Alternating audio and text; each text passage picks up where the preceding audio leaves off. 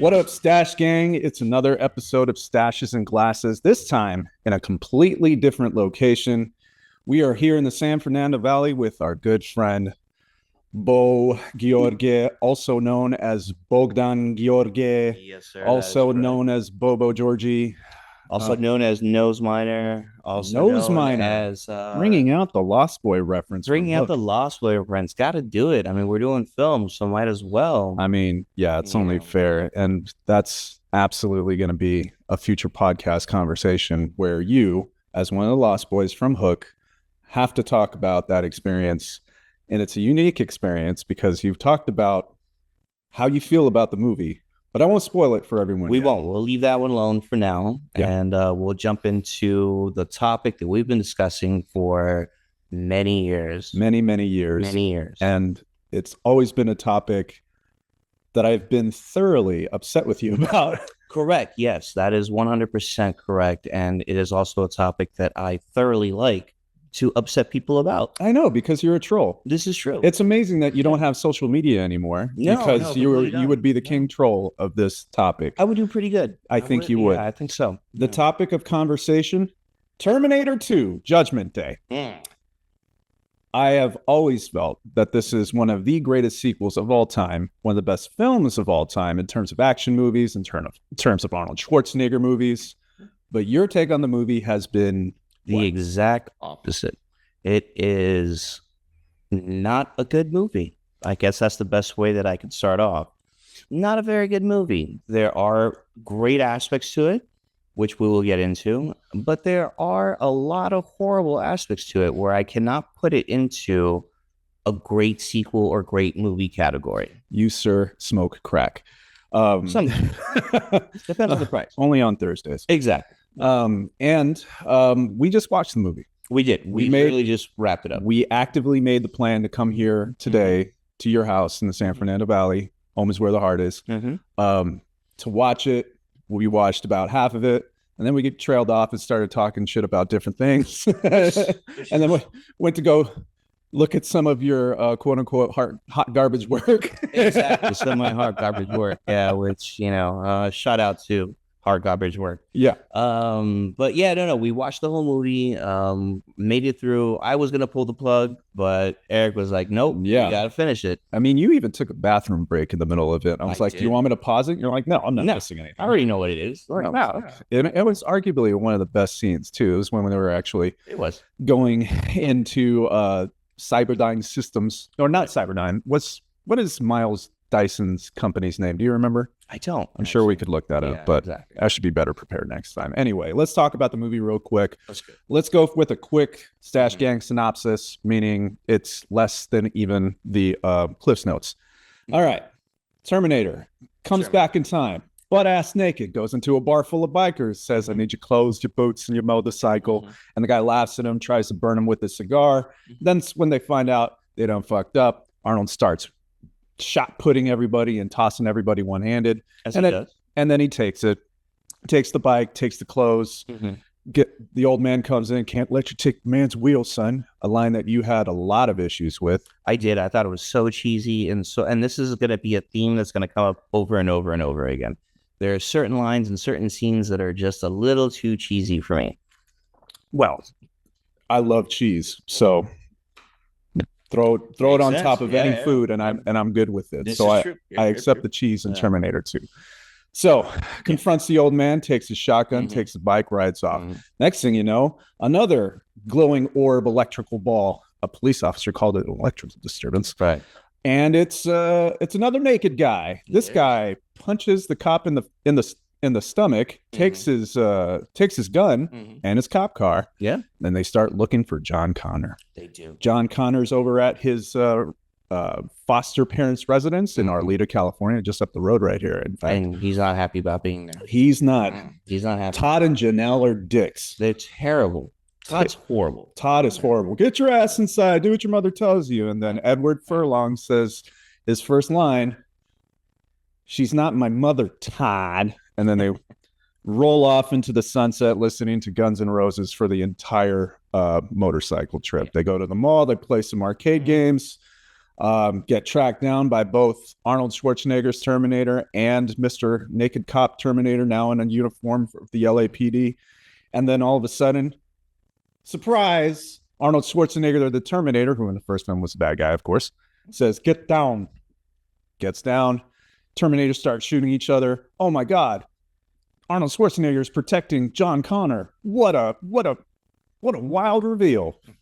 And we all expected it when we were, of course, even when you were watching the trailer, many years ago, 1991. Exactly. James Cameron's 1991 effort, again, one that I have enjoyed and you have thoroughly criticized. Correct.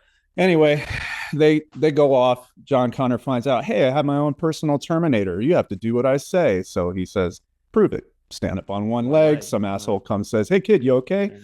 Get lost. And then, Terminator tries to kill those guys. And Edward Furlong, John Connor is like, don't do that. Don't kill people. But I'm a Terminator, says Arnold. Another scene you had a problem with? I did, yes, very much so.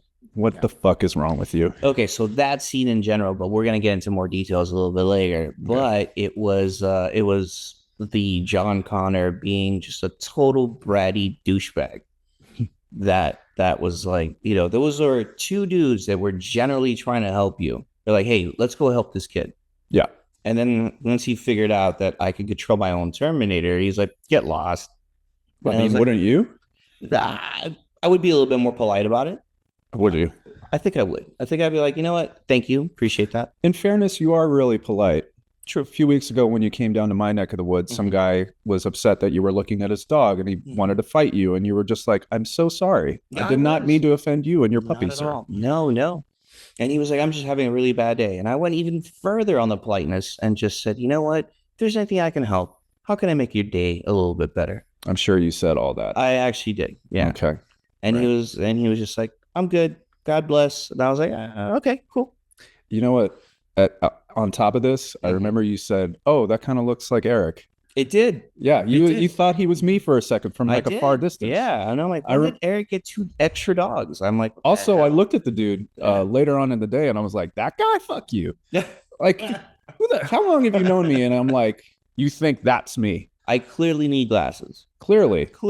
You know what? And he was about, in my defense, about 1.5 blocks to 2 blocks away. So yeah, enough to where you could just kind of go, well, I think that, and it's also Orange County. So it's just kind of like, there's not that many Hispanic people in Orange County. There's actually a shit ton of Hispanic people in Orange County. Area. At least, again, to my knowledge of the demographic, not so much. I'm just expecting white people. As someone who's lived there for the past 13 years, I can tell you, I can confirm that there are more Hispanic people like me in Orange County. Okay. But you know where they're not? Yeah. In Terminator. Did you notice the lack of brown people? I didn't think about it until just right now, but there's not one brown person in all of Terminator. No, not at all. I mean, Terminator 1, I don't even remember, but Terminator 2, we just watched it. I don't remember seeing a single Mexican dude. No. Not even I'm just like, where are my people at? Not even a cop. Yeah, not right. Even like we're like, come on, that's like a given. Everybody was white except the one black dude that had his like hand crushed and almost killed by the Terminator when Edward Furlong's being a little dick. So again, so unrealistic. It's like, dude, you're in the valley and there's not a Mexican cop. That's that's hard to believe. That's like, that's hard to believe. All right, so yeah, he's like, all right, well, I have my own Terminator. They deal with those guys. And he's like, we got to go get my mom. So they go get his mom. And he shows up there and she's like, oh my God, it's the guy that tried to kill me back in 1984, but it's not a guy, it's a machine. And Edward Furlong's like, no, Mom, he's one of us. And he says the classic line, come with me if you want to live. Which now, again, for me, yeah, it's a little cheese, no doubt about that. And I'm going to bring that up plenty of times when it comes to this. But that, as I mentioned while we were watching it, that belonged. That was like, it made sense. It did. It was and that was one of the repeats from the original movie. Correct. Yeah, it was a repeat for the original movie that Michael Biehn. Exactly. Michael came to Sarah Connor, was like, come with me if you want to live. Yeah. And now Arnold Schwarzenegger saying it in his Schwarzenegger accent. Right. And I think that made everybody say, yeah, that's dope. Except for dope. You, because you're weird. You know what? No. I'm going to have points where I'm going to agree. Where I'm like, you know what? It's not nearly as bad as I originally thought. Now that we had our rewatch together, and Erik made a lot of great points where I was like, damn it. Yeah. Right. I'm sorry I ruined it for you. No, not at all. No, it's still, I still have my beliefs. Yeah. I still know what I know. You could believe what you want to believe. There's facts and there's alternative facts. That is true. That is true. And this is why we're here today. Yes. So we can discuss both. All right. So they rescue Sarah Connor. T-1000's just like, I'm coming after you. And he's like trying to stab Edward Furlong in the back seat, but they get away and they go to the desert. Yeah. And they're like, we need to get as far away from the city as possible. Yes. And then Sarah Connor's just like, drive south. And take it back. There is a Mexican guy in the movie. Oh wow, yeah, we completely forgot about it. But it wasn't in the valley though. No, he's all the way down and like nobody cared. Like the inland San Diego Empire or something like that. I don't even know where they went. There's a whole Hispanic family, and I was like, there are my people. Yeah. So and they go and get their guns, and Sarah Connor's like, what do we know about Miles Dyson, the guy that worked on the microchip in the arm? And Schwarzenegger's like, I have detailed files. And so she gets all the information she needs, has a bad dream, gets blown up in one of the best special effects this movie had with the skeleton. With the skeleton on the fence. Burned. Oh, yeah, just for sure. Like that. Yeah. It's one of the best scenes I've ever remembered. And then she's like, okay, I'm going to go kill this motherfucker. So she shows up at his house, tries to assassinate him in the night, fails horribly, miserably. Although her handle of the rifle was really good, according to you, right? Oh no, definitely. Like she could definitely handle the rifle, and I mean that literally, not in other ways. But she definitely, like, you could tell she did a lot of training. The actress herself, Linda Hamilton, she did a lot of training for that part, and it's very, very obvious. Everything is super correct. The way she's holding the rifle as well as the pistol, and all any kind of like military type things that she does, she nails. Like, I mean, nails it 100%. Yes, and then but again, fails at killing the guy. Yeah, and then has a moment of sorrow or something, and she can't kill him, even though she's like right next to him. His family is right there. I think that's what made her say, you know what, I can't do this. Yeah. Next thing you know, Arnold and Furlong show up, and he's like, who are you people? Yeah. And Furlong's just whipping out a switchblade, had it on him the whole time. Obviously. Yeah. And Arnold cuts off his skin, shows the cybernetic arm, and that's when Miles Dyson's like, oh shit, that's the same arm that's in the vault over at work. What the fuck is going on? So Terminator sits him down, talks to him, and Miles Dyson's like, I think I'm going to throw up because I've been working on something that's going to end the world. And how could I not believe that? Because I just saw this guy's robotic arm just like I have at work. So I'm going to go ahead and believe these people. So what do? They go to his work and they're like, let's blow some shit up. They had an entire truckload of explosives. And that's thanks to the Hispanic people. Shout out to our Hispanic people having like weapons of mass destruction. So they set up all the explosives, and then basically all of LAPD shows up. Much, yeah. Also, I didn't mention this while we were watching it, but there was also a sheriff's squad car there. Yeah. So sheriff and LAPD were working hand in hand, saying, "Let's go get this murderous motherfucker." But what happens? Arnold shows up with a minigun. Yeah, he does, with a minigun. And just says, don't worry, I'll be back. And just shoots up every single car, throws a bunch of gas, gets them the hell out of Dodge. And then the T-1000's like, I'm coming after you. So for whatever reason, he takes a motorcycle up some stairs, up to the second floor of where the explosion happened. And then he's like, you know what? I don't want this motor transportation. I'm going to take this bike out the window, literally out the window, and then land on this helicopter and hijack the helicopter. And another phrase from the original came out, get out. Yeah. That's another homage to Terminator 1. So then we got the final chase scene that took place on the freeway in Long Beach. I guess I was reading up a little bit about this. They shut it down for like 2 weeks or something like that to shoot this scene. Right. I mean, that was quite a scene, though. And the helicopter's chasing them. Yeah. The helicopter crashes. They crash. They're like, okay, we need to change vehicles, and they get into the vehicle with the slowest top miles per hour there is, and they're being chased in the liquid nitrogen truck. They slam into a steel factory with molten steel, and T-1000 freezes into liquid nitro. And at that point, we get a classic line from Arnold saying, "Hasta la vista, baby," and shoots him and busts him into a million pieces, as opposed to taking frozen T-1000, picking him up, and throwing him in the steel, which would have ended this whole thing. He would have been fine. It would have been great. Nobody would have had to get stabbed, shot, blown up. Nope. But they didn't do that. The molten steel is hot enough to where it melts him back to fighting shape. He fucks up Arnold Schwarzenegger, comes after Linda Hamilton and John Connor. And I keep calling them by either their real names or their character names. I'm sure everybody gets it. Everybody gets it. Linda Hamilton, Edward Furlong, Sarah Connor, John Connor. And he confronts them, and he's about to get her.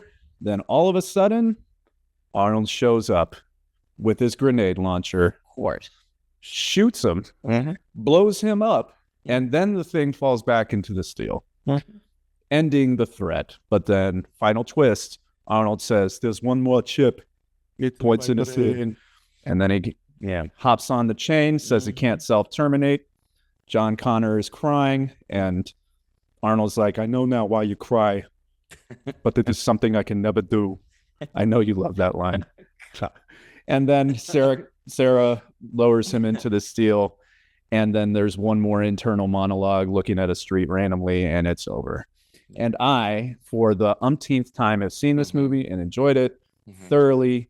You, however, continue to look at it as something of a piece of crap. To tell you the truth, now watching with you, as passionate as you are about Terminator 2, I am. You are, definitely. There's not about that. I can definitely contest to that watching it with you. There were so many solid contest points. Or a test? A test? A test. A test. Is it a test? No. So I can definitely attest to your passion was like, okay, I'm being a little harsh here. I'm being a little harsh as far as this movie, but it's still, I don't think it deserves the credit that it gets with anybody that enjoys movies in general. Okay, so what were the points in the movie where you were like, nope, this is bullshit, this is why this movie's bad? Okay, so I'm not going to go into too many details because I can nitpick this thing like there's no tomorrow. And maybe I'll have a counter to all your nitpicks. Let's hear your best ones. My best. All right. So first of all, Edward Furlong. Okay. I mean, done. There's nothing you can pick on that one. Okay, there's literally nothing you can say about that. So in fairness, this was Edward Furlong's very first role. That's not my fault. I was the casting agent. I know. Your casting agent put you in hook. Yeah, that's true. I know. Also, like a horrible judgment call. So I mean, you got that cute little hat that you wore in the film. That's true. But you didn't get a Public Enemy shirt like Edward Furlong did in Terminator 2. True. Yeah, that would have been a little bit weird in Hook, but I think I could. You could segue that in there. Okay. Yeah. So you didn't like Edward Furlong because of the acting. The acting was terrible. The dialogue was horrible. His over-the-top 90s attitude, which I understand because it was that time frame, and I get that, but it was just a little too over the top. Nobody even talked like that. I mean, when we were growing up, we did, Bo. You said "Hasta la vista, baby." After this movie came out, fuck yeah, I did. After the movie, yes, but before the movie, did anyone talk like that? No, because they established it as something it needed to be said in certain contexts. Fine, fair, I'll take that. I mean, every phrase that we've ever had has had an origin, and where they come from, it doesn't matter if we just say it. That is true. Same thing goes for the current generation of kids who are saying all this stuff that you and I don't understand. Like, in 30 years, they're going to look back and say, yeah, I remember speaking like that. And they'll look at the generations after them and be like, you guys are fucking idiots. Yeah. But again, his dialogue, just the way his acting was just shit. I'm sorry. And again, yes, it was his first film, but how whiny was he? How annoying was he throughout the entire fucking movie? I don't know, He dude. was so fucking annoying. He's 11. He's supposed to play a kid that's 11, 12 years old. It's taking place in 1995. Like, clearly a kid that never got slapped. okay. Clearly, because he would never act like that. You know, one smack to the face, and you're done. I get it. Yeah, but like, think about the kid actors at that Right. time. Also never got smacked. So neither did you. we won't talk on that subject. That's for another podcast. Yeah, late night DJ voice. Yeah. So, but like, I can't think of another kid actor who's a good actor. Like, think about it. Okay, all right. And now we're going on a tangent. Edward Furlong, Macaulay Culkin. Macaulay Culkin was a terrible actor. But which one was better? Which one didn't piss you off as much? Here's a better question. Listen, can you take Macaulay Culkin and put him in Terminator 2? I don't know. I think over Edward Furlong, I would take. You would take just about an else. God, you can't use a puppet. I get that we love practical effects, but you can't use a puppet, Bogdan. All right, so, but yeah, like you can't put McCulkin in Furlong's Terminator. I'd watch the shit out of that. I don't know, man. Like maybe current Macaulay Culkin. I'd take him. He's a little rough now. So yeah. But like I can't. I just like I hear the kid from Home Alone, right? And I'm like, no, that doesn't work in an action film. But in fairness, just a few weeks ago, I watched The Good Son. Okay. Remember that movie? Great movie. Great movie. But Macaulay Culkin delivered his lines horribly. Yeah. Horribly. He was on monster drugs. I assume he was like 11 or 12, dude. Allegedly. So, but I understand what you're saying. It's just anybody but Edward Furlong. Like that dude got on my nerves so bad in that role. Especially when you think that he's John Connor. He's like the savior of the world. He's like this badass soldier, this like amazing human being, and you have that guy. Like, really? I mean, who's a badass at 11 or 12 years old? I've met some pretty badass people at 11 or 12 years old where I'm just like, that's badass right there. You're just making shit up now. I'm not. You are. No. You are. No. You've met some badass actors at 11, 12 years old? Actors is a whole different story. These are actors we're talking about, right? Nice. I refuse to believe it. Okay. So we're not going anywhere with that one anymore. Just like a flat earther. The world's round? I refuse to believe it. No, like just point it this way. Like you'll see. It's flat. Look outside. Yeah. So Furlong and his dialogue was for me, like I just couldn't I would get into the movie. So let's get to some positives, right? Like, it might not be too completely negative. Practical effects, like we talked about, phenomenal, especially for their time. Given them, I mean, it must have been an insane budget. I didn't look up the numbers, but I'm pretty sure it was a huge budget. It was. Phenomenal for that aspect. No doubt about it. It continued the storyline, I guess, as it should. As I also mentioned while we were watching it, it was basically a carbon copy of the first one, just a little bit more commercialized. So that kind of irked me a little bit, but I could get past that. That was fine. Okay. I was all right with that. I guess really the main thing for me that really I just didn't like was the acting, the writing. The editing was pretty good. The stunts were great. I mean, mad props to the stunt team. The practical effects were amazing. Were absolutely amazing. Okay, just for the record, budget $100 million. 1991. That's a lot of money. Yeah. All right. How much money did it make? It made like 3 times to 4 times that. I'm just off the top of my head. Between 519 and 521 million worldwide. There you go. So 5 times. Yeah. Yeah. I'd say that's a win. It's definitely a win. I'd say enough people saw Edward Furlong and listened to his voice crack and say, you know what? This was worth my hour and 45 minutes. I'll go ahead and give you that as far as exactly what you just said. The movie itself is not a terrible movie, but it's not the grand movie that everybody makes it up to be. And So Furlong, bad actor. Correct.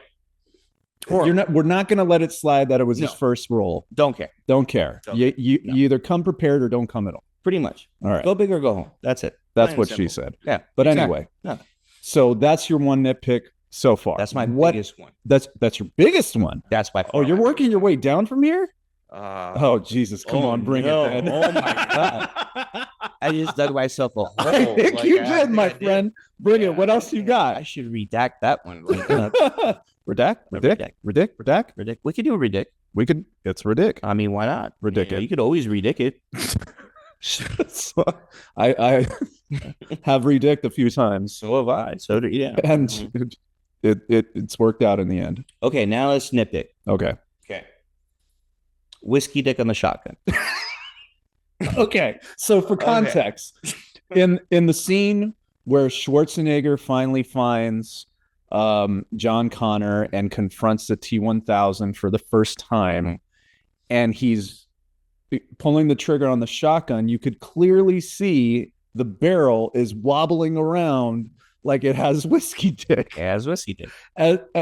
And the shotgun's supposed to come hard, you know what I mean? That's kind of his point. And so when it's wobbling around like that, obviously, like, it's a prop, and we get it. But like, in terms of like watching that, that's the first time I actually noticed this in the 24 or the 34 years that this movie has been around. Also, same. First time I ever noticed it. Once you pointed it out, you're like, look, I think it's clearly rubber. You know what? I actually blame your TV.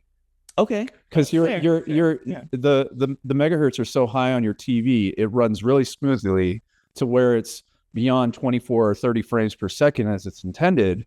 And it just looks super smooth, like it's 60 plus frames per second. So you see the shotgun shake and it wobbles around like that. And it's just like, this looks really unnatural to me. So I'll give you that. The shotgun's whiskey dick. But if they hit it this well for 34 years, I'm willing to let it slide. Your TV's fault. So ultimately, it's your fault. Technically, I mean, clearly, duh. Like, we know this. So what else you got? Okay, hold on. I got notes. You got notes. This motherfucker took notes. I did take notes. It's mostly Edward Furlong, like over and over and over and over and over again. You really have a nitpick with Edward Furlong, don't you? He's just so terrible in that thing. It sounds like child actor jealousy, if I'm being honest. I bet you your parents, Bogdan, when did you get the Terminator? Oh my God. We have the accent too. We sound like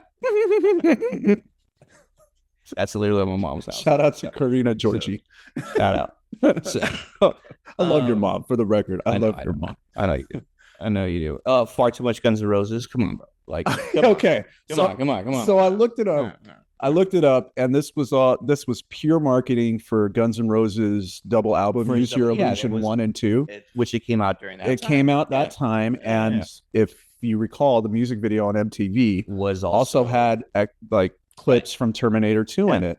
And you called it out so gloriously too, in that same scene where Schwarzenegger finally pulls out his shotgun. Guns and Roses. Wow. Okay. Yeah. So, which, you know what? I didn't have that much of a problem with that, because it was kind of like, I know it's on the nose, but it was well done though. I mean, it was well done. It was. I didn't even think about that until you said it today. Yeah. Again, another thing that was right in front of us for 34 years that we never saw. Yeah. So, shall I keep going? Yes, please do, because he's. and then I'll go. I mean, but hold on, like Guns N' Roses, blah. Like who the fuck cares? Like, having a modern song for the time is just fine. I can almost guarantee I am not the only person. There's no way I'm the only person. There's no way I'm that much of a Grinch. You are a Grinch sometimes. For T2, yes, and other things. I've always considered you more a hobbit, though. That's true. Bogdan of the Shire. Minus the feet. Huh? Which you do have tiny. I do have small feet, so minus the feet. But besides that, yeah, I totally agree. What else? Is it another Edward Furlong take? Oh, there's so many. Edward Furlong's haircut. I think you actually did say that. I did say that, yes. Yeah. I'm like, dude, cut your hair, bro. No. The dialogue is just terrible. I don't think the writing was very bad at all. I thought it was. I don't. I just think you hate the way that it was delivered by Furlong. Also that as well. But I think if the lines were better, let me go ahead and defend Mr. Furlong. Oh, if I can. 180-degree turn, sir. I have to at least, again, be polite. Please do. So maybe if the writing was better for him, his delivery would have been better. But the writing was kind of shit for him. He just looked like a total douche the whole time. And you know what? I'll give you this. Like, when it comes to people having a conversation, usually the adults are talking. And I get that one of the adults in this trio was a cyborg and he's just learning how to be human. Yeah. But the other one was the mother. Mm-hmm. And he was a dick to her too. She was a dick to him. That's true. She was like, it was stupid of you to come after me. The first thing she says to him, it was stupid of you to come after me. And the poor kid's just like, I needed to get you out of there. Well, then you see where he gets it from. Yeah. Assholes are assholes. Pretty much. And then when the asshole falls off the tree, the asshole tree, it's still an asshole. It's still an asshole. Yeah. I agree with you on that one. So the other thing that I was going to say that about this was that, like, it seems that, like, yeah, he's got some, like, weird lines, like, and if you really want to shine him on, it's hasta la vista. Yeah. And then, you know, you fast forward a little bit and he's sounding like a college graduate saying, I think we need to be more constructive here. Yeah. And it's like, dude, aren't you 11? Like what are you? Sometimes you're smart, sometimes you're dumb. I don't get it. I don't get it. Okay, so I will give you that. I'll give you that. Thank you. I will take it. But what other nitpicks that you have? How deep in depth do we want to get on the next nitpick? Please give me what you want, and then we will get into. That's some golden ones. Oh, please hit me with your gold. So, okay, let's go positive to negative, right? Like a battery? Like a battery. Yeah, it does work that way. This is your magnet take. My magnet take. Oh, Jesus, the magnet take. Trauma. Sorry. Yeah, no, so much trauma. I'm like, PSD. What point were you gonna make? The actor that played the T-1000, Robert Patrick. Yes, great actor. Amazing actor, and hit that role beautifully. Yeah, great. Right. Super athletic. And I'm waiting for the nitpick here. My man's got no ass. He's got like no ass whatsoever, like zero. Like when we're talking about a white guy, though. Yeah, but still, I mean, come on, bro. Do some squats. Like, I mean, come on. Like, my man's got no ass at all. But yet he's like, you know, well, you know, Marion Jones, right? Yeah. She was thick in the rear. Yeah, and it's just like, what happened there, bro?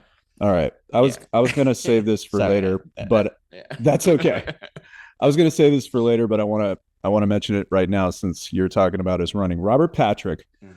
Fun fact about the movie: he undertook a rigorous running regimen and practiced breathing only through his nose in order to appear to be a cyborg that could run at high speeds without showing fatigue. He had trained so hard that he was able to catch up to Edward Furlong on his dirt bike with ease. So the running was legit. That was legit. He was really good at it. And he's running fully clothed. Like he has like a cop's uniform on with the belt and everything. And I'm sure there was some weight attached to that.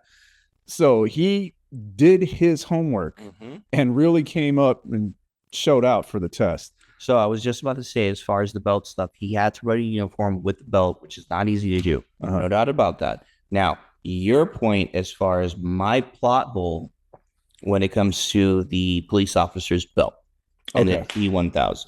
Okay. Oh, you want me to shit on the movie? I do. I have to. Like, okay. A little something. Okay. So my question is, where did he get the magazines? Did he take them off the dead cop that he murdered initially? If so, okay, fine.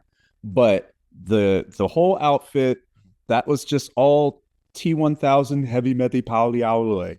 So it was just meant for visibility. he couldn't develop the clips through his liquid metal. So where did he, after he unloaded all those clips in the mall, where did he get the extra magazines? This is what I'm trying to say. And how is it that he's able to transform from, Edward Awesomeness, is Foster Wolf, what's it, Mom? Janelle, thank you. Todd and Janelle are dicks. Right, exactly. We know that. We covered that one. Mm-hmm. He was able to transform to that and then back to the cop, and yet still, as you pointed out, have the gun and have everything else. It's like, well, technically, wouldn't you have to like hide that somewhere or like, kind of that makes sense. Later? That makes sense. You're the one that pointed that one out. That I did point that out. I will again. I will give you that one.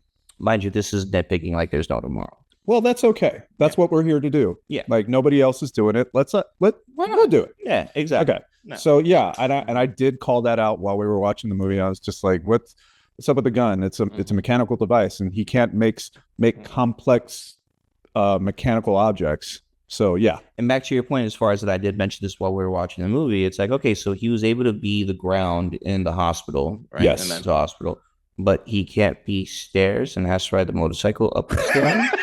Listen, I get you on the motorcycle. I don't understand why he rode the motorcycle up the stairs. That is one of the things in the movie where I'm just like, why?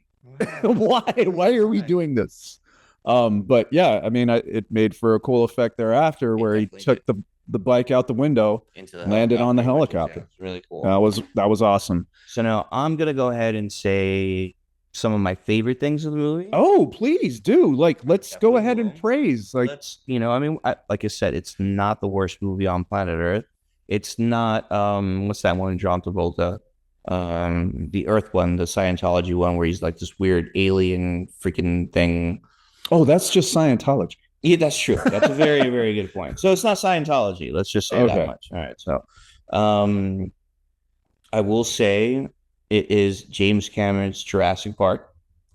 Explain that, because I think people need some context. Some context on that one. Yeah.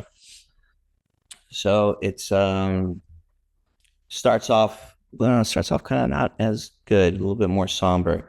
But there is certain scenes that you can kind of identify with Jurassic Park, especially like we were talking about, like the kitchen scene towards the end, very similar to the raptor scene, very like, as far as he's got the kid, he's got like he always has a strong female character in every one of his movies. Yes. So it seemed very, very similar as far as the way the whole thing was structured. That's basically what I'm saying. If that makes any sense. No, you're looking at me like that does not make any sense whatsoever. I mean, I hear you. I tried. I think a better explanation would have been when the cops are shooting up Dyson's workplace and she throws herself into the metal cabinet. Yeah, that's the one that I was. Yeah, that's the kitchen scene. Wait. By the way, was it Battlefield Earth, the Travolta? That's the one that I was referring to. Yeah. Okay. So it's not Battlefield Earth, but fun fact: I've never watched Battlefield Earth. Oh, have fun. It is literally the worst movie I've ever seen. Really? Yeah, I can. Worse than Gladiator 2. Yeah, a lot worse. Wow, a lot worse than Gladiator 2. Okay, well, I mean, if I had a Mount Rushmore of worst movies I've ever seen, I would say Battlefield Earth, and then every Twilight after that. Every Twilight movie after that. And that's it. I've never watched Twilight, to be fair. Oh my Lord. Yeah, you have. I had no choice. The wife she had to go see it. Happy wife, happy life. That's usually the way it goes. Okay. So back to good stuff. Okay. Right? Let's go back to good stuff. Again, practical effects, which we've talked over. Outstanding. They literally flew that helicopter under a bridge on the freeway. The stuntman, I should know his name. I'll look that up in a minute. But yeah, being able to do that is outstanding. The stuntman with the motorcycle flying off the edge and into the sewage in the San Fernando Valley, that was great. Yeah. God, just everything. Also the helicopter flying over the bridge and back down towards the freeway. Yeah. That shit is dangerous. Oh yeah. That's some Tom Cruise level shit. Not to praise Tom Cruise, but you catch what I'm saying. Those are difficult stunts. But yeah, no, for sure. So, and this is one of the things that, like, especially now I appreciate about this movie is that I don't see that anymore. You don't see practical effects like that anymore, like at all. I mean, you do here and there, but like it's mostly CGI. Yeah. And you could tell that it's CGI and it looks super fake. And I think that's contributed to like the downfall of the regular ass movie. Right. Like we don't get like we were talking about with RoboCop. Yeah. RoboCop has the absolute best bullet penetrations I've ever seen in any movie. Especially like with RoboCop's gun, the like 3 shots with one pull of the trigger, and then when it hits somebody, their entire chest explodes. And it's just like and I've seen clips of the guy that gets shot up toward the end, and like once they cut, he just gets back up and just like everything's fine. And it's freaking hilarious to see because the gruesomeness of those effects is like, I don't want to say traumatizing as a child, but it really like imprints itself in your memory to the point where like now you see stuff and it's like, man, that just looks like bad After Effects on Adobe. But yeah, the practical effects are awesome. What else? The cinematography was really good too. Cinematography was really, really good. I mean, the camera angles, like, you know, there was a lot going on there that was really, really good. James Cameron has an eye. He definitely has an eye. Especially in the early 90s, he was throwing his fastball. Oh, yeah. Yeah. No, so that was good. Yeah. So, again, I'm bringing out the positives. Keep being positive. I'm trying. Please do. I mean, it's, you know, what's the point of life if you're not positive? You don't want to be positive in everything. Not in everything. There's certain things that you could catch where you don't want to be positive. Yeah, exactly. Yeah. So, I would say acting-wise, the 2 best actors was the Doctor. Dr. Silverman. Dr. Silverman. I thought he killed that role. And Miles Dyson. They killed it. Yeah, they were good. They were really good. Arnold was Arnold, and as he should be. He nailed exactly what he was supposed to do. Yeah, listen. He did. This is where I think Terminator 2 is better than Terminator 1. Okay. They gave Arnold the opportunity to say some words. Yeah. You know, like in the first one, he was just like, you know, saying one-liners here and there. He was very much a cyborg. Yeah. And in this one, you know, he's there to protect a kid. The kid's like trying to teach him shit like a kid would, and he's trying to learn it. Right. Chill out, dickhead. You know, so it's the only thing that I would question as far as that is how much English did he actually know during Terminator 1 during the filming? You have to remember when he did Hercules, they had to dub him because he couldn't speak English for shit. Have you ever seen the undubbed version of Hercules in New York? No, but I'm definitely going to check that out. Outstanding. I'm sure it is. Yeah. Like the opening scene, he's on Mount Olympus arguing with Zeus, his dad, and he's like, "I'm tired. I'm bored," and his delivery was like Tolkien level. Like it was bad. It was bad, but it was so funny. And then like when there's a scene where he goes down into the park and he sees a college team doing track and field.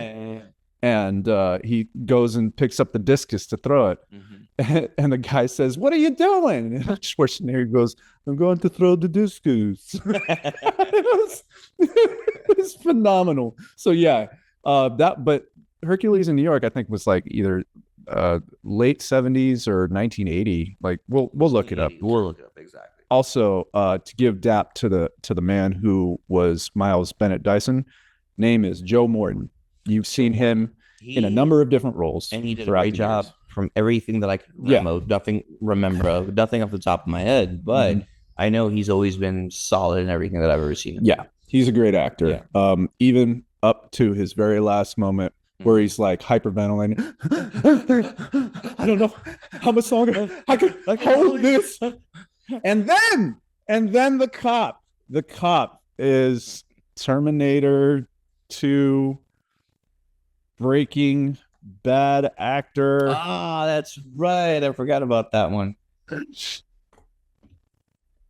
Hank.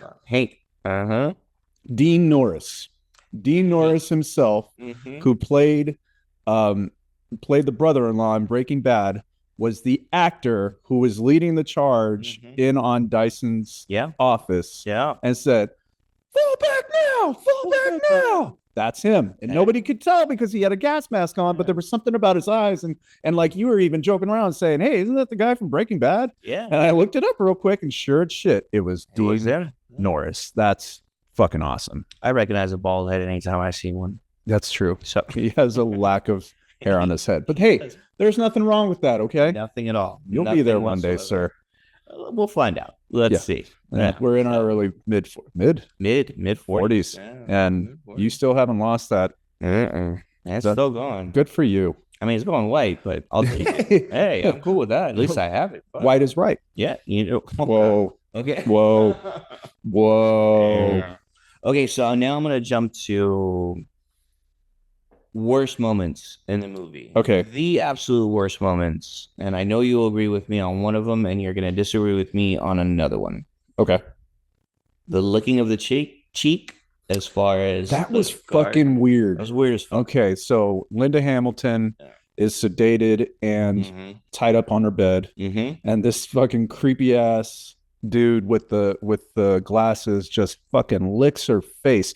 And what was crazy about this is that the camera was framed in like really close so that you can see it. And I feel like James Cameron really wanted to watch that. Yeah. Like he was in the editing room cucking it up, like fucking saying like, "Oh yeah." Remind me as far as the cooking because I have something that I need to get off my chest.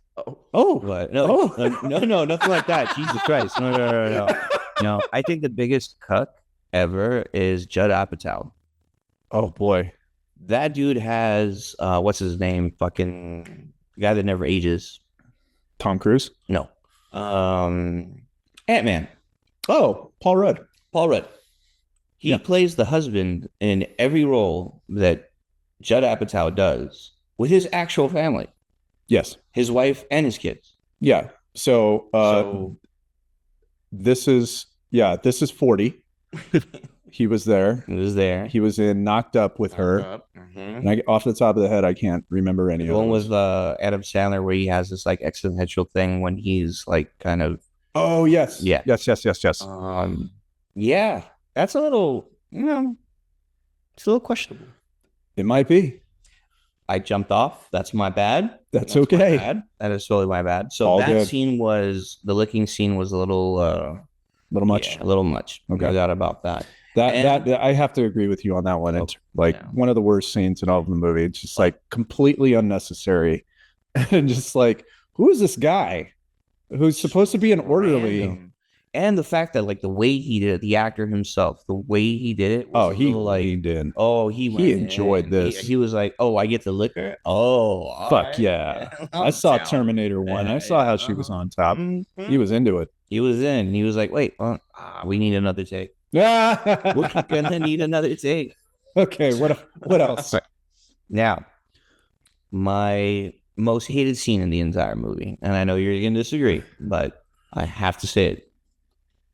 The thumbs up going down. Okay. So cheesy and corny that it was just like, really, you're gonna end the movie with that? There were so many other ways you could end that movie. There's so many other things you could have done, but thumbs up down in a liquid lava. Okay, so I have a counter to this. Okay. That like off screen, you can imagine that John Connor was teaching the Terminator all the different things that he could do in order to be more human. Yeah.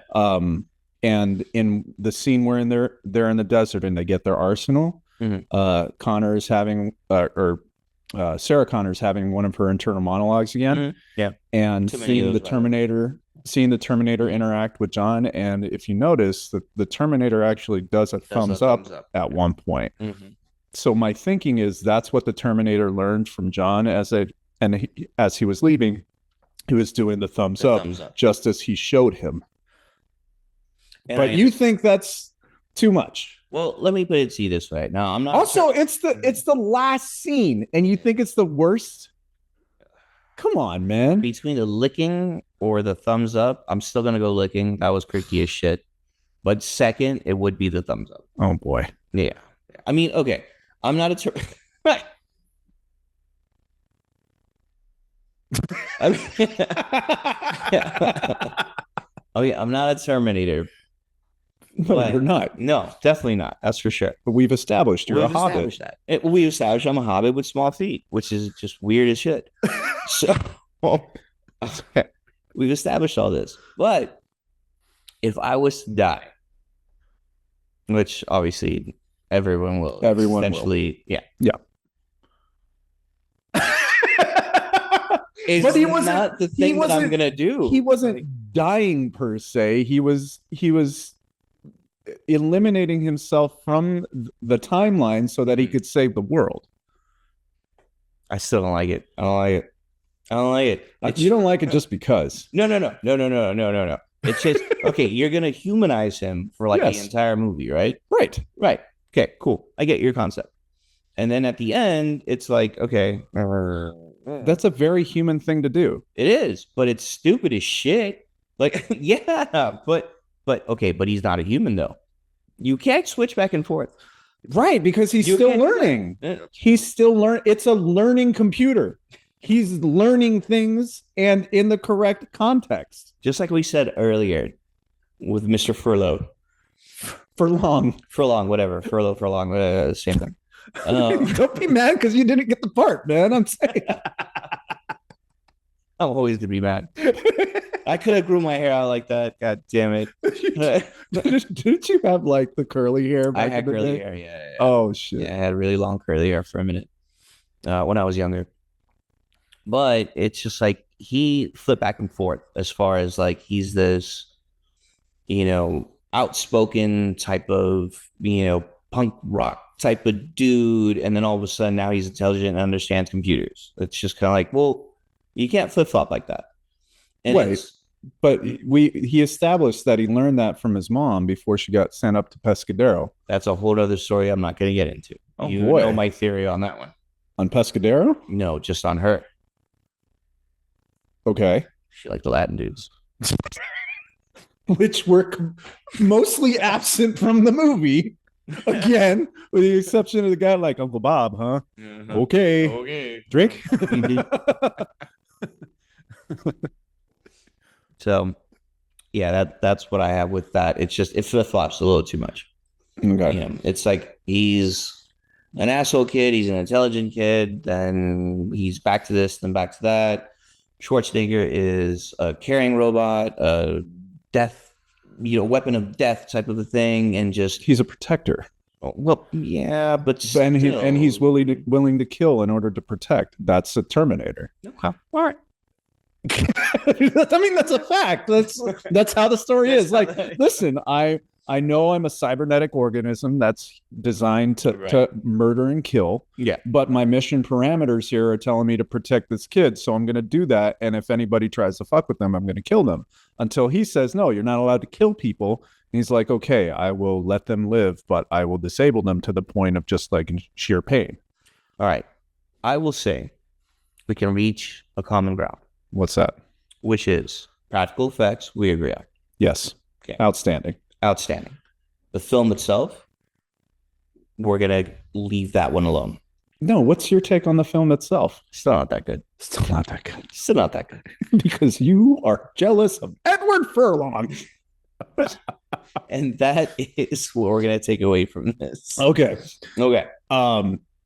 You have to give me some credit on certain things. No, and I've given you the credit on certain things. Like the licking face guy is creepy as fuck. I don't remember him in anything else, by the way. Because he had his moment. He's like, I'm good. Yeah, he's like, I'm going to lick some face and get paid. Yeah, I'm fine. All right. And then there was the... in front of the director, too. Like, again, I think the director had it was a little... Yeah. And then there was... what else did I agree with you on? You tell me. No, you're not gonna bait me into that shit, motherfucker. But yeah, it's a wonderful movie for me. Like it's got action, it's got violence, it's got Arnold Schwarzenegger one-liners. Like it's got all the things that make for a happy night out at the movies. but there are certain aspects of it where I'm just like, no. Oh, you know what? When she broke off the key at Pescadero, Exactly. I was like, what is this key made of? Cardboard? Like she just tore it off like real quick. And I know she's been doing pull-ups in her cell and everything, but is she that strong? Like, I know I've broken a key before, but it's after fucking numerous like years. Yeah. Years. And Pescadero looks like their budget is up to snuff. So yeah, the keys are probably new every 6 months. Okay, so not a perfect movie, but let's think about this. Recasting. Okay. Starting with your favorite, and I'm being facetious when I say that. I know. Instead of Edward Furlong, who would you have? In that time period, that's a tough one. That is a tough one. I got one for you. Michael J. Fox. No. I'm kidding. Elijah Wood. Elijah Wood would have killed that role. Would have killed. Yeah, would. Yeah. Yeah, I think he has a better emotional range. Better delivery, too. Yeah. Like sure. Elijah Wood. So there was The Good Son. Yeah. And Radio Flyer. Do you remember Radio Flyer? Remember Radio Flyer. Yeah. Cuba Gooding Jr. Yeah. No, that's Radio. Oh, my bad. No, Radio Flyer was a film with Elijah Wood where his little brother was played by the same kid actor who was the kid in Jurassic Park. Oh. Yeah, it was an emotional story. It was about an abusive father. Elijah Wood played the older brother who was trying to be protective of his little brother. And the reason they call it Radio Flyer is because to get him away from his dad, they got that red wagon. Yeah. Yeah, that's called a Radio Flyer. And he was able to fly away in it. Yeah. Sorry, spoiler alert, but the movie's 35 years old. If you ain't seen it, sorry for you. But yeah, I felt like his portrayal of the older brother in that was great. His role in The Good Son was great. It was really good. And of course, Frodo. Well, I mean, eventually he became Frodo, my brother. Yeah, exactly. Brother from the Shire. You know. So yeah, would have totally recast. Elijah Wood if I made a decision. What about you? Schwarzenegger stays. I think who would you? I totally agree with you on this. Oh, you agree with me? 100%. 100%. Totally agree with you on that one. Schwarzenegger obviously stays because, well, yeah, or else he wouldn't have that movie. Okay, so was that Arnold's coming out moment? I think so. Like, is that the one that propelled him? I think it was. I think before then he was just kind of looked at as just a bodybuilding muscle dude that, was just kind of there, played that evil villain, did all that kind of stuff. But with this movie, you could see that he had not necessarily Oscar-worthy acting skills, but he had some chops. He was marketable for other things, basically, other films, other genres. Other actors who were considered for the role: O.J. Simpson. This has been widely known. I did hear that. Yeah. Billy Idol. Interesting. Yeah, that would have been interesting. It kind of makes sense, but not really. Come with me if you want to live. Doesn't work the same way. It doesn't work. Sylvester Stallone, of course, because obviously. Stallone and Schwarzenegger were rivals throughout all the 80s and whatever. And Mel Gibson. Interesting. Okay. He's a little short for me. Oh, really? I'm sorry. Did I offend you? How's his feet size? Who are you, Quentin Tarantino? Yes. Okay. Sarah Connor. Pamela Anderson. I'm kidding. Oh, boy. Yeah. I'm totally kidding. I think she was good in that role, to tell you the truth. She was a little over the top. Acting chops wasn't quite that great, but I think for what she needed to be, I think she hit it. And again, because of part one, they didn't really have much of a choice. I mean, what else are you going to do on that one? I mean, how would you recast that? Especially during that time. What, Cyndi Lauper?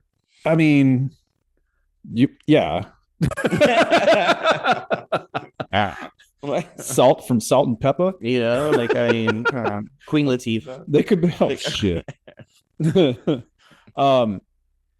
So yeah, they had other They had other people in mind for this. Demi Moore by any chance? I would say Demi Moore.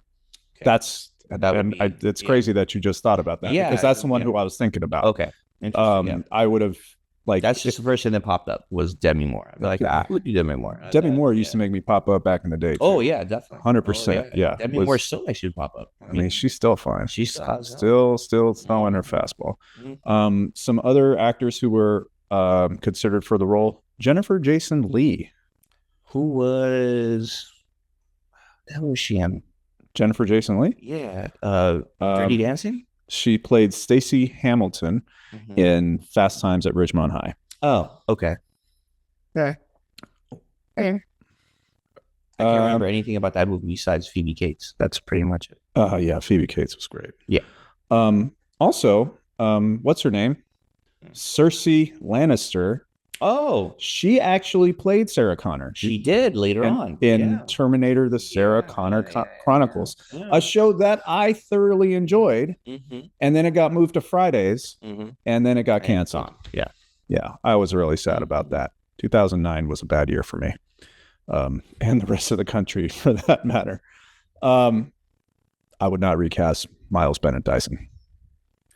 Which was no. Sorry. I'm like, wait. Sorry. No, definitely not. Yeah, it's seriously like, hello. No, I definitely would not recast him. He nailed that role perfectly. Yes. Perfectly. Yes. 100%. What would you change about the movie? The movie itself, I would do a little bit more of a darker take on it. Oh. I mean, the end of the world isn't dark enough for you? No, because the first one was like really dark. Like you felt it. You're like, whoa, like this is like the grit of it, the way that it was shot, like all that kind of stuff. Where you were just complimenting the way that it was shot. No, I love the way it was shot as far as the way it was shot for what it was. Totally agree. Would I have liked to see Terminator 2 more of like Terminator 1? That's what I would have done differently. So you would like it to be less like Terminator 1 or more like Terminator? More like Terminator 1. Darker. I mean, that's one of the biggest complaints people have about movies is like the sequel is too much like the original. And you're going the other way. Yeah, I would have taken that further. Are you trolling me right now? I can't tell. Swear to God, no. I would let you know if I was. Swear to God, no. I break down when I troll after a while. Like you do. No. I would definitely go a grittier, darker, a more of like you see what's going on during that time period, and you follow the war a little bit more, and a little bit less of what's going on in this time as what was going on in that timeline. I would like to have seen that as a part 2, as a follow-up. Wow. That's what I would like to have seen. You know what I would have done differently? Not a goddamn thing, because it's a great movie. You fucking schlep. No notes. I'll take it. No notes. No notes whatsoever. Except for Licking Man. I had notes. And my favorite note still, well, I have 2 favorite notes. What's that? Ever for Long is the worst, which I have it on here 3 times. And jealousy is a motherfucker. That and a lick of Terminator's ass needs some squats. Terminator's ass needs some squats. I mean, he doesn't need to do squats. He could make cheeks. He should have. I mean, I'm glad to know that you were looking at the ass as much as I expected you to. Okay, who won the movie? Who was the outstanding performance? It's a toss-up for me between Miles and the Doctor. Oh man, that's a toss-up. That's like he comes in throwing hot in Act 3. Yeah, but the Doctor is throwing hard in Act 1. Yeah, and they won the movie. Yeah, by far. Oh wow, in my opinion, by far. Okay. Oh, you know what else? What other nitpick I had? Was after the Terminator blows up the T-1000, he gets up and he says, "I need a vacation." Oh, that's right. Yeah, There's no context for having learned that line. You could leave it up to your imagination that Furlong or Connor was telling him, yeah, after a lot of work, you need a vacation, maybe. But kid, you don't work. You don't know anything about vacation. Do you even attend school? Like, come on. You're busy robbing fucking ATMs, bro. Yeah, seriously. You should be in pre-algebra right now. What the fuck is with this pin code thing computer that you have? Yeah. So for me, Schwarzenegger won the movie. I mean, I think everybody would say that. Of course. This is why I went another route, because that was that's why I think you're trolling, because I'm like, I'm not trolling at all. Like, everybody's gonna say it, so I'm not gonna like it. You fucking hipster. No, well, duh. I mean, Jesus, you should see my mustache every so often. Oh, gross. But no, I mean, yeah, of course. If it wasn't for Schwarzenegger, you wouldn't have that movie. Period. Well, yeah. So, okay, that's the obvious answer. Well, here's the thing too, is that again, in the original Terminator, he was very, very few lines. Right. In this one, he's given more of an opportunity to say things a learning computer would say. Yeah. Based off of an 11, 12-year-old kid teaching him. Yeah. And okay, maybe the I need a vacation thing stems from that, like off camera, off scene. That's something he teaches them. Right. But like, it gave personality to the machine that, in the previous decade we learned was just an insane machine killer. Right. And this time we're getting more of like arguably a father figure. Yeah. Right. No, definitely. And it's learning how to do that because it is learning how to do that. No. I just thought that's weird. Like, he, as his grown-up self, taught this machine to be a father figure for him when he's a kid. No, the machine is learning how to be a father figure based off of what he needs to do in order to get its mission accomplished. Still a little weird, as far as. Well, yeah, it's weird. He's a fucking cyborg from the future, and he has to protect this kid. And he met the 45-year-old version of the kid saying, you have to protect me at all costs and listen to everything I say and do what I say. Okay. And so what does an 11, 12-year-old kid do when it gets a robot that'll be able to do whatever it wants? Lift your leg up. Say something. Do something stupid. Like, that's exactly what would have happened. Yeah. So when the Terminator falls into the steel, it does something stupid, like gives a thumbs up. Okay. Obviously there were a lot of movies that came after this. Right. None of them were really all that great. Terminator 3 sucked. Terrible. Terminator Genesis, not great. I kind of enjoyed Terminator Dark Fate. It was all right. I liked how, what's his name? Christian Bale lost his shit on set. Oh yeah. And they picked up an audio recording of it. That's the best that came after Terminator 2. That's the best part. Again, more off-camera stuff that adds to the story. Yeah. Okay. I think that covers it all, man. Anybody you want to shout out or anything you want to? Shout out you, my man. I really appreciate it. Yeah, I love hanging out with you. Well, same. Shout out you for sure, 100%. Shout out Frodo, my brother. And nobody can follow you anywhere because you're not on social media anymore. That is very true. But you know what? There are going to be clips of this show on social media. And that's totally fine. Just, I'm not a big social media person. It's okay. No problem. But listeners can follow the Staches Glasses Pod on Instagram and Twitter, I think. Yeah, I still have Twitter. I have x.com.